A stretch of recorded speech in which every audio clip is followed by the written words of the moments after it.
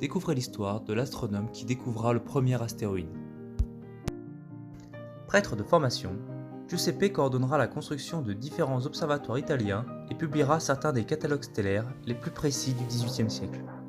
Ce travail le mènera à découvrir le premier astéroïde et à observer le mouvement propre des étoiles.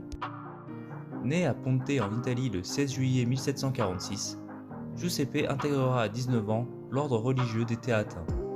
Après avoir étudié la philosophie, les mathématiques ou encore l'astronomie, il sera nommé maître de conférences en mathématiques puis en astronomie à Palerme. Le vice-roi Francesco d'Aquino chargera alors de construire le premier observatoire de Palerme qu'il dirigera à partir de 1790. À partir de 1791, Giuseppe travaillera sur la mesure de la position de milliers d'étoiles. Le 2 janvier 1801, lors d'une nuit d'observation classique, il observe que la position d'une des étoiles observées la veille avait changé. Il s'agirait donc d'un nouvel objet du système solaire. Le 15 janvier, il publiera une lettre annonçant la découverte d'une comète, avant de comprendre qu'il s'agissait en réalité de la planète manquante entre Mars et Jupiter.